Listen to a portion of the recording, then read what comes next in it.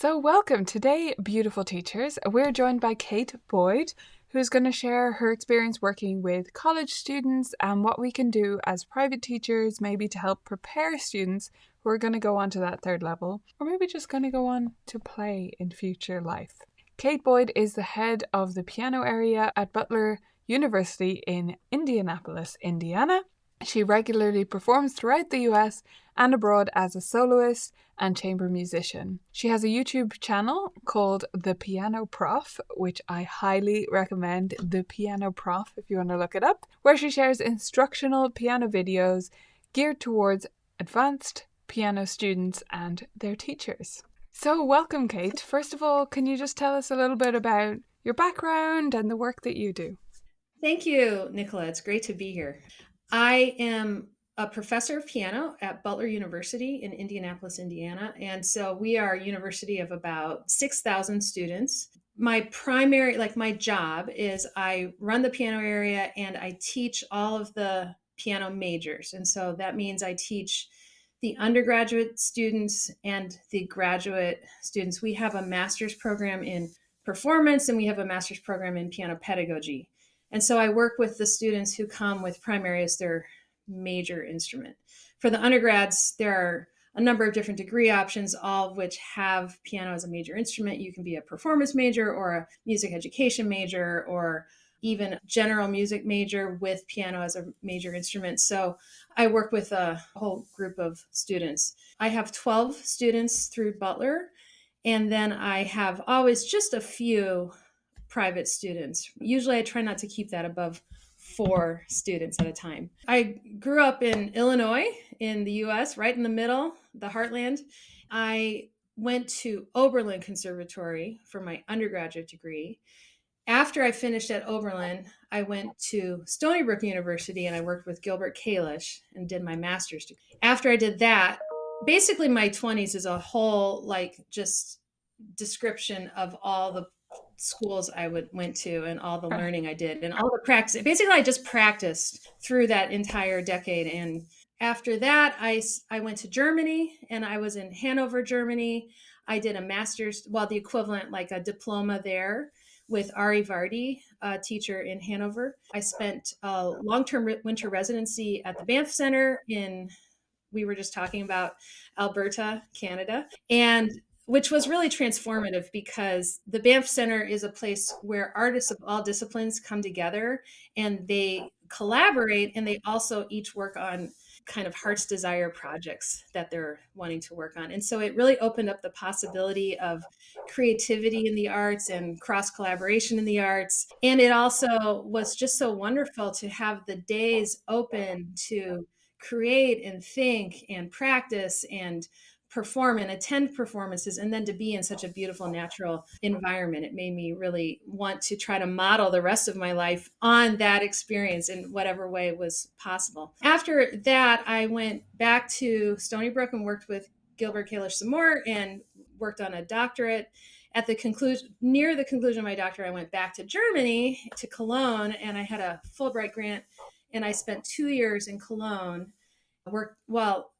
I was there. I was supposed to do some chamber music, but the rest of the other members of the group had a kind of complicated love triangle that exploded the group. So I ended up working with a teacher there at the conservatory in Cologne named Arbo Waldma, who is Arbo Waldma. He's from Estonia. And he was the most amazing pedagogue. I learned so much from him about how to play the piano, how to practice, how to think about the piano. And then at the conclusion of that, I moved to Dublin, actually, and I spent 3 years in Dublin. After those 3 years, I did a job search in the US and landed here at Butler University. So that is kind of the whole backstory of how I ended up where I am. And I didn't really expect to come full circle and end up back in the Midwest, not that far from where I grew up. But it's been really nice to be back. And I really love Indianapolis. And I just feel so fortunate to be at Butler. Yeah, that's incredible. I love how you've kind of bounced around. We've spoken before about how you were in Dublin, actually, basically the next neighborhood over from where I live, which is really funny. It must bring so much to your role in the college and how you even see third level, because it's a very different thing in Germany versus Ireland versus Canada, very different experiences and what you bring to that. So, most of our listeners will be teaching at the pre college level, right? So, I thought it would be really interesting to get your perspective for those teachers who have maybe a student who thinks they're going to go on to third level study in music. What do you think is the most common difficulty? What's the biggest transition for them, or what's something that's sometimes lacking or they're not expecting from third level music? Yeah, well, I think that generally speaking, when students move into third level education, a lot of times there is the initial shock that they have to manage all of their own time and all of their own responsibilities all by themselves. And there are a lot of things about university life that are new to students. Like they don't understand. Sometimes they're not sure like what to call their professors. They don't know what an office hour is. And they might think that you're supposed to meet with, the office hour might be in the classroom. They don't really realize like where these things happen and how they happen or how to ask. Yeah. So, generally speaking, I think time management, study skills, practice skills, figuring out how to start to narrow your range of activities is always challenging for first year students who first come to university. Also, I think really what I do as a teacher is I work with transfer students. That's what I'm doing. I have students who are sent to me, they audition, they pass a certain bar to attend, and then they've been trained. Their training is going to be based on whatever teaching and whatever teachers they've worked with and whoever they've been with before. I am in the position of identifying where their strengths are and where we need to remediate, and then starting to fill in some of that. And it's not uniform. Like some people come in and they have a strong like background. They've played a lot of different pieces. They may play at a high level, but they might be a very, very weak sight reader. And there might be somebody else who comes in who improvises, who likes to compose. They are good at reading, but they haven't really played very much repertoire. Or they've got some foundational technical issues like issues with coordination of the hands or voicing or these kinds of things.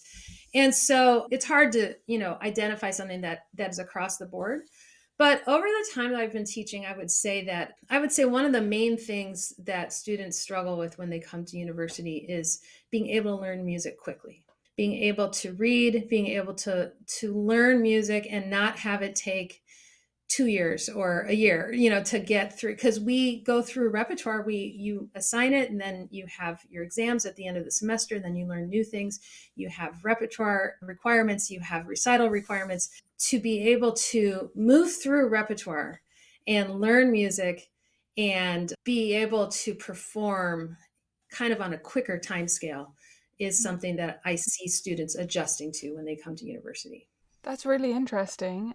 I mean, obviously, you're speaking from the US. I would think that's definitely if the same requirements existed here, where students tend to do this exam cycle where they basically do three pieces in a year. I'd say it's even worse over this side, or in countries where there's a big exam emphasis, because students generally do move through repertoire far too slowly. Like they just haven't covered enough pieces. So that's really interesting. How many pieces roughly, very approximately, might they have to bring to performance level in a year? Well, we have 2 semesters, and each semester is 15 weeks, including exam period. And so in the 15 weeks, they have to have for their exam 3 pieces memorized and performance level. We often will do more than that. We are intentionally not bringing to performance level Mm. so that they have the experience of, learning. I think of the process of learning music, it's a continuum. So this is where it's brand new and you've never seen the music before. You're looking at it for the first time, prima vista, right here. And then that goes all the way through, all the way through, all the way through. And then here's performing at Carnegie Hall for the making the CD. So what happens, I think, is that there's way too much emphasis over here in like you learn this, and it's a very kind of painstaking, it's like this whole process of learn the notes, get it, and then you polish, and then you like have all these, then that's the exam, right? And Mhm. so I really try to work with my students on this part of it, because if you are going to be a musician in the world, if you're going to be a pianist in whatever capacity in the world, arguably, the most important skill you can have is being able to take a piece of music and play it, and not have to work on it for like 3 months before it really sounds like you're able to do it. That's why, going back to, I don't believe that everything you learn at the instrument has to be brought to performance level and then performed. You can learn things part way, get the lessons, get the value out of that, move on, learn another thing at the same time that you're also bringing some things to performance level. Yeah, that's really interesting. It's something I kind of practice with my students as well, even at a much more beginner level. If they're going over this piece and we've been working on it for a little while and they can sort of play it reasonably well, I often ask them, okay, do you love this? Do you want to keep this and then have it be a performance piece? Or are you kind of like, yeah, it's okay, but I'm kind of done with it. In which case, you've learned whatever you needed to learn from it, a dotted rhythm or whatever we're working on. Then let's just move on. Let's just, let's let go of things so that we keep the pace up. Yes. And it's novelty is wonderful. Students love to get a new piece. It's kind of like you want to build that excitement and that curiosity. And it can be a little bit like confining if you're like, well, all I'm doing is these pieces and there's all this other repertoire out there, but I guess Yes. I'm never going to even get to sample it because, I'm working on this pieces and they're hard and I have to get it just perfect and all of that. But you were talking about putting, working on something and then asking the student if they love it and kind of moving on.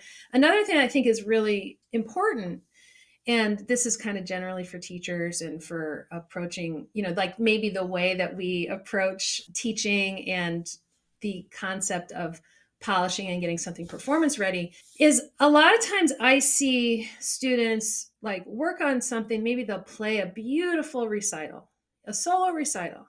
Maybe it'll be, this triumph of an experience. They've worked so hard, they've built everything together, they've played like an hour on stage, totally memorized, very beautifully polished. And then the next day, they're like really happy and they'll celebrate. But 9 times out of 10, they will not continue to practice or play or touch these pieces or maintain them.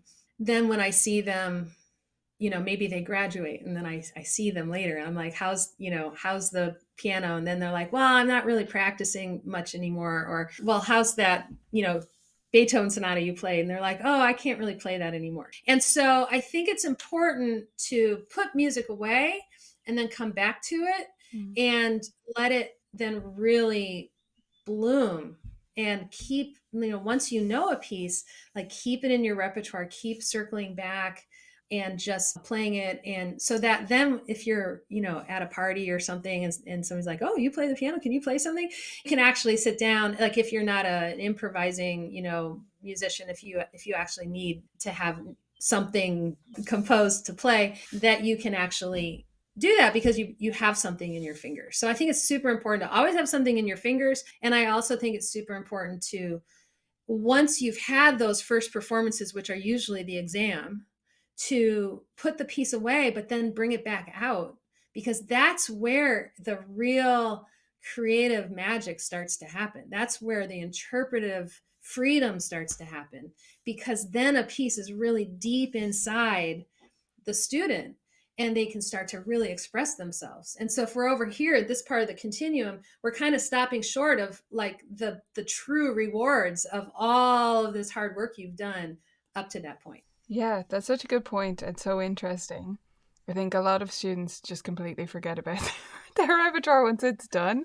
And I certainly had that experience myself coming, through years and years of lessons and exams here in Ireland and then going into teaching and then going back to my old exam books. They come in piano albums here, so I have all of them. Some of them I can only tell I did them because they have my teacher's writing on them. Like, I have no recollection of the pieces. It's from, early teens or whatever. And some of them I remember clearly from the same grade. So it's always interesting to me which ones those are. And they're usually the ones that I had to work a bit harder for. The one, at that level that was a little bit easier. I just don't remember anything about it, which Yeah. is so funny. But then I've had the experience of then taking those pieces, some of them, and then teaching them to students, and therefore going back over them and playing them and rediscovering them myself because I'm teaching them to students, which I love. Yeah. I was talking to a well-known pianist here. I was at a workshop done by Frederick Chu, who's a well-known pianist here. And he was saying that when somebody asks him to do a concerto, he will need a long lead time because he learns it and then puts it aside, learns it, puts it aside, and then learns it a third time before the actual concerto date. And if I, that's like a 2 year lead time. And that was really instructive for me because, I'm guilty of this too. Like I will cram stuff. Somebody will say, can you do this thing? I'm like, can you do Pierrot Lunaire in 6 weeks or whatever, and I'm like practicing, like cramming it. But really, things do need a lot of just time to breathe. They need time for our brain to kind of like absorb and just like kind of start to own the music and the expression. And so there's nothing more wonderful than coming back to a piece that you've played before and, rediscovering it and feeling like, wow, this is something that really speaks to me and it means something to me. Yeah, absolutely. And I think for most students, that's a more realistic expectation of what their career might look like. Like, most of them aren't going to be giving solo recitals. And even if Yeah. they are, they're going to have to come back to pieces because they won't have as much time to prepare for a particular Mhm. recital, so they can have something new and then some revised pieces, and they need to keep a variety of things. But also, they're not that likely to have that as a job.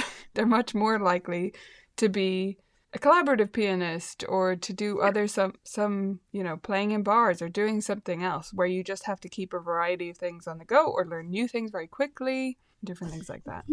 Yeah, and even if you're teaching, you need to be able to read well because you want to demonstrate for your students. It's the more advanced your students get, the better your reading needs to be. And you want to not just demonstrate the notes and rhythms, but you want to like be able to demonstrate the expression that you want the student to do and so forth. And so I do think that there is an emphasis. I think it's wonderful to have these peak experiences and to play recitals, but I also think being able to do skills that a working musician needs to be able to do is essential. And I think you were asking about first year students and the new university experience and perhaps by extension what kinds of skills can piano, I'm kind of asking my own question here, but like what kinds of skills do can teachers before third level education teach their students that will prepare them? I would say definitely reading, sight reading. It's shocking how you can have students come in, they'll play like the second list Hungarian Rhapsody and wow everybody, and then you give them a little sight reading, a little one-page thing, they cannot read it. And I feel like that is a crime. I think that's actual malpractice, like teaching malpractice. I think there's so much emphasis on this polishing part. And so I would encourage teachers when you're working with your students, just do a little bit of sight reading in the lessons, do forehands, do and find these methods that work well for you and with your students and ask about it every single lesson. I have to say that I do that. I do that with my university students. I always check in about their sight reading. I work with them on their sight reading skills. When we have time, we will do, or if it's kind of like after a recital or, if it's a certain situation, I will sometimes read forehands with them. But even if it's 5 minutes out of an hour lesson, just making it clear that it's a priority Mm. is enough to remind them, okay, I should be looking at this. And I see results. Like if I have a student who's sight reading every consistently throughout a semester, by the end of that semester they're already stronger. And so it's definitely a skill that can be taught, it can be learned, and it can be so empowering, so empowering for a student.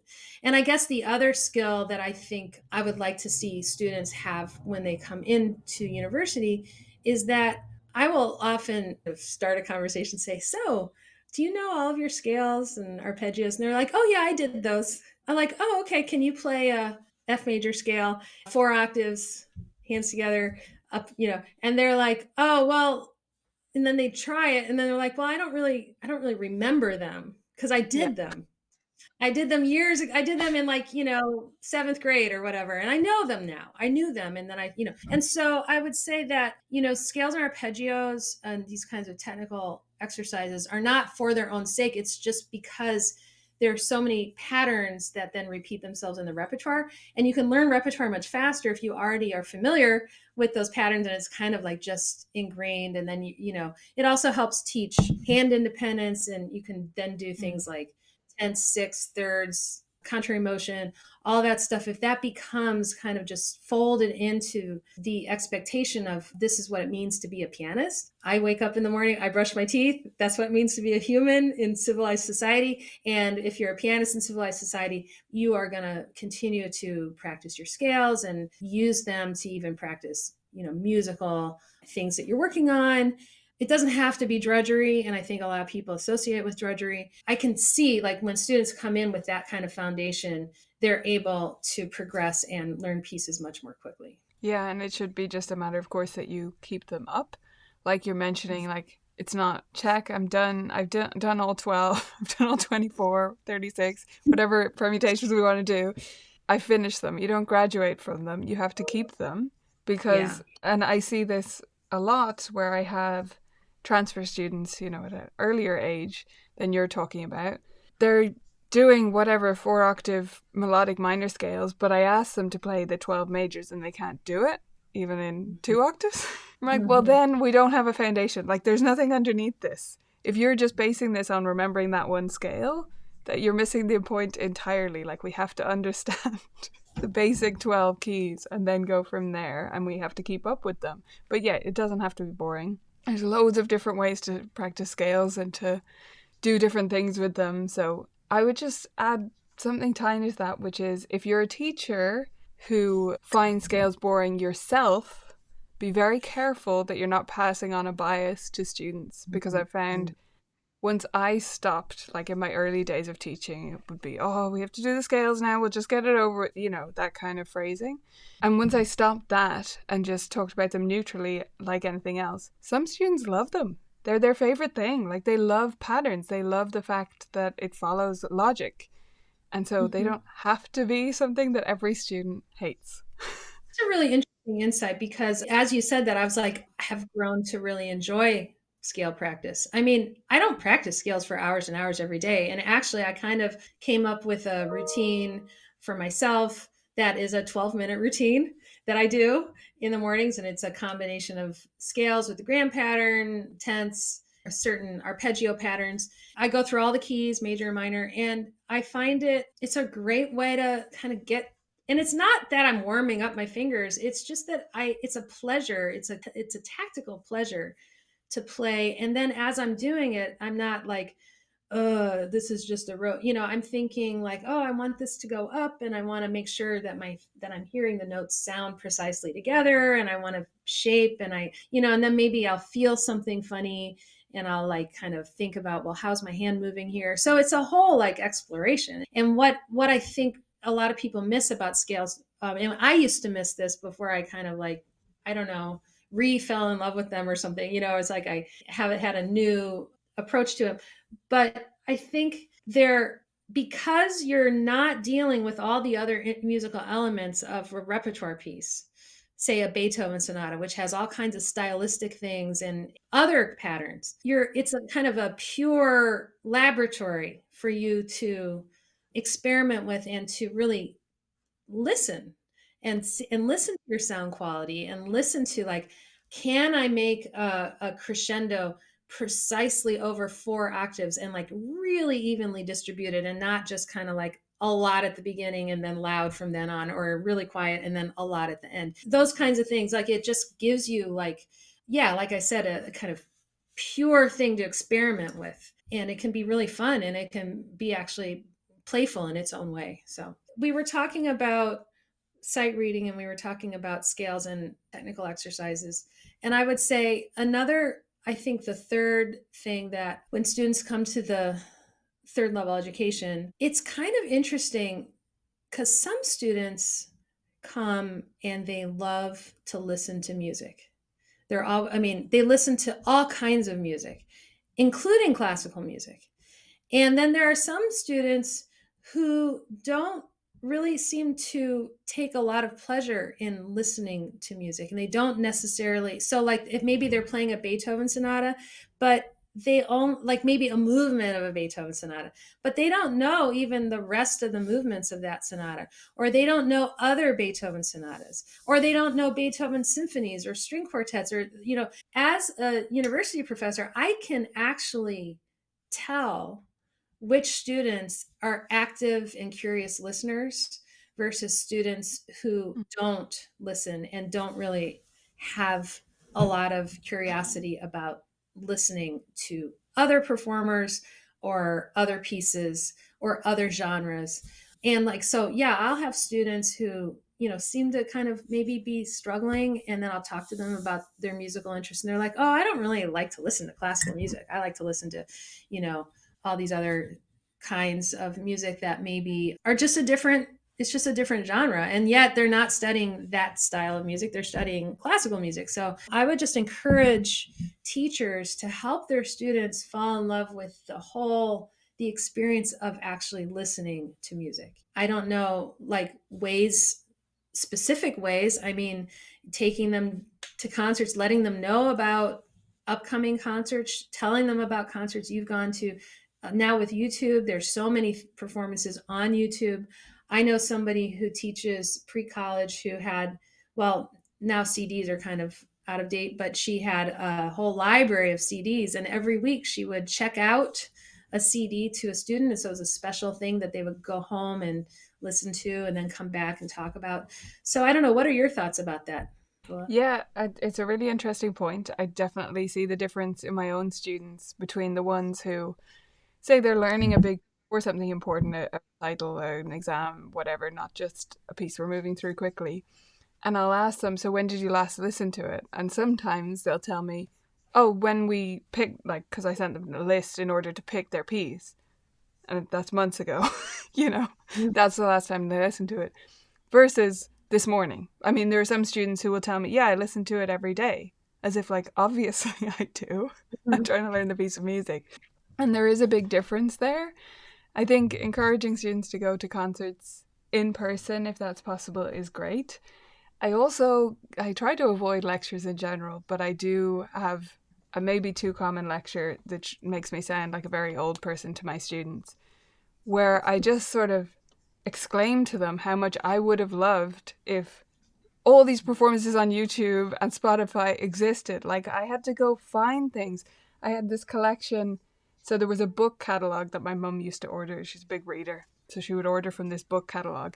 And they did some random CD collections that were just really good value. So there's a collection, I can't remember, 40, 100 CDs with just like different composers on every CD that we ordered at one Oh, stage. It was just like a yeah. huge catalog. And they may not have all been the best quality or whatever, but just listening to those and going, oh, what's Beethoven like? What's Tchaikovsky like? What's this like? You know, and exploring that was so interesting to me. And now that it's all at your fingertips, I do feel like some of them just, oh yeah, I guess.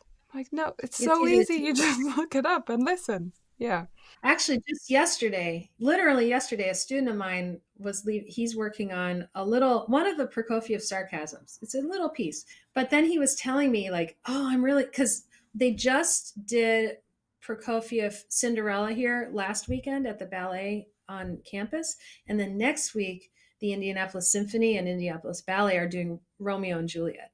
We also had another person in the studio do Prokofiev piano sonata. And so he's been hearing, you know, Prokofiev, and he was saying that he's on a Prokofiev kick. And so he's been going to the library, the music library at Butler, checking out vinyl records taking them home because he has a record player and he's listening his way through the complete piano works of Prokofiev. And it's like been really interesting for him and he's just really enjoying it. And I was just like, yes, that is wonderful. That is exactly the kind of exploratory listening that benefits you as a musician. Like, is the whole point of music making, because we make music so that other people are going to listen. And so it's like, if you're not going to listen, why do you think other people should be, expected to listen too? Right? It's kind of like I do it and you listen, and then you do it and I listen. It's kind of like a whole, the way that society can work. Yeah, it's just, I think, really important. And I think we get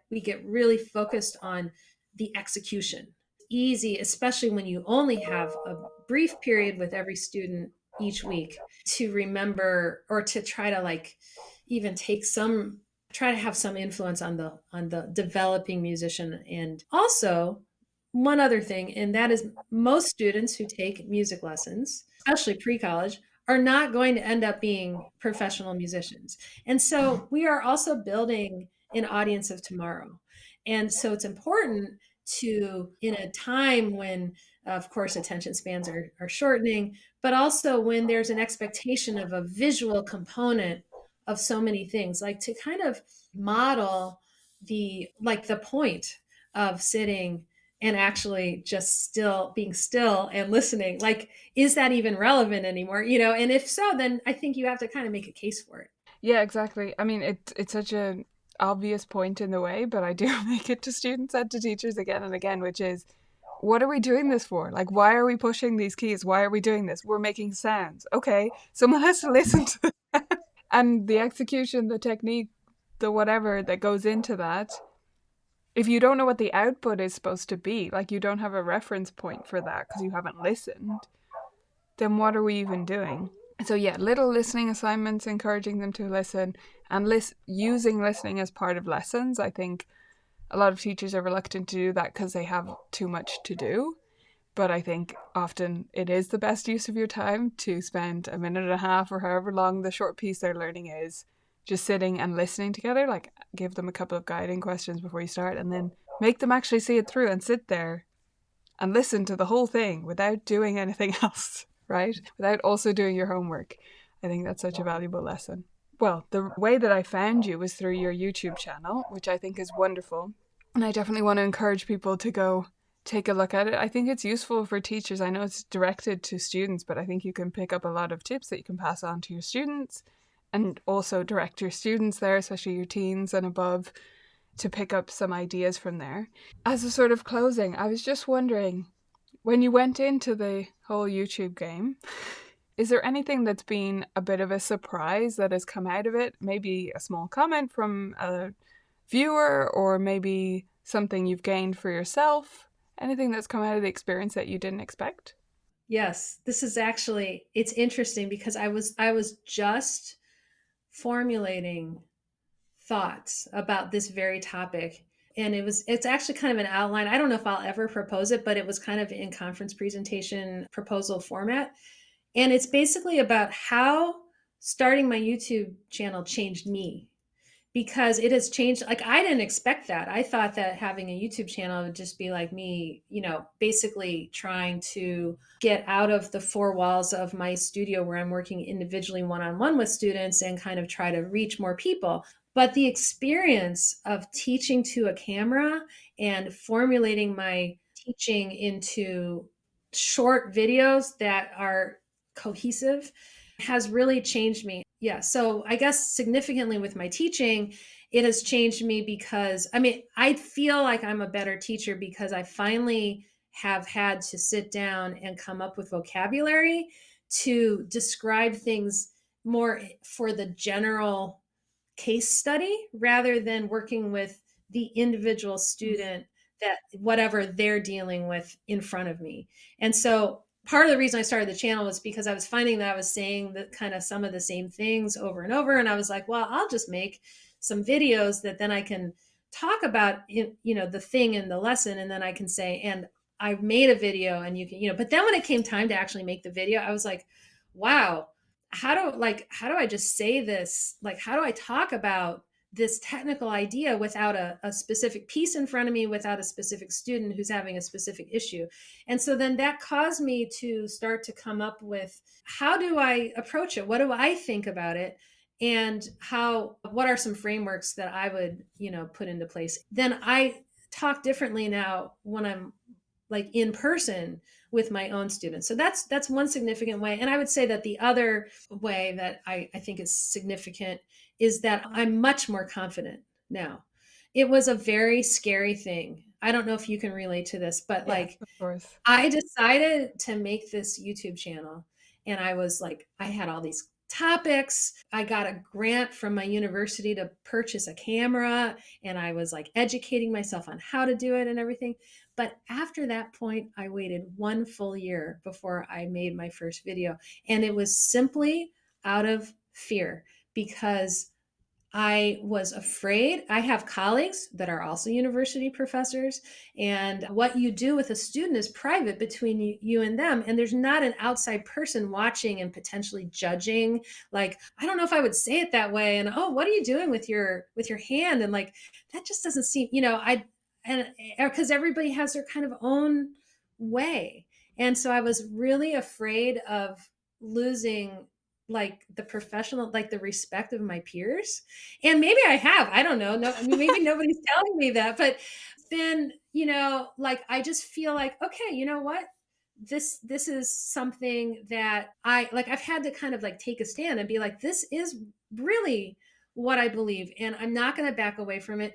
Seems to be helping people. So that's good too, for like an Avalon, but really at the end of the day, everybody's busy with their own thing. Nobody's like watching my videos and trying to like, critique me or anything. But the whole idea is just that you think of it as like, you're putting something out there that's very public, that actually is a very intimate kind of experience where you are just one-on-one with students. And that translation from one-on-one to one to a camera is a big adjustment.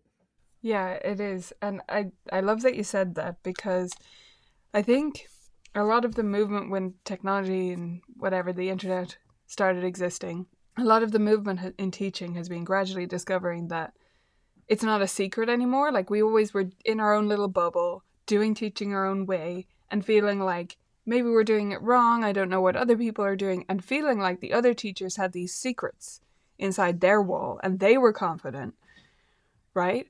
And so when we think about putting out videos of our actual teaching or giving instructions to camera or whatever format we're doing it, we have to confront the fact that it's not about us having secrets we don't want to share. And it isn't for most other teachers either.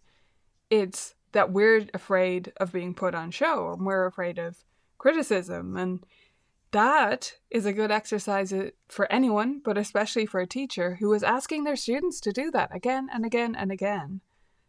We have to put ourselves out there too, right? We have to do the scary thing, make a stand for this is how I teach this particular thing, or this is my view on this, and adjust over time as necessary, but be open to, yeah, putting it out there and seeing what comes from it. So it's wonderful that you've done that because now we get to all share in your expertise. So thank you for pushing yourself through that initial fear. And it's been wonderful to chat with you today. Thank you so much for doing this. Thank you so much for having me. I really enjoyed it, and what a delight. Thank you.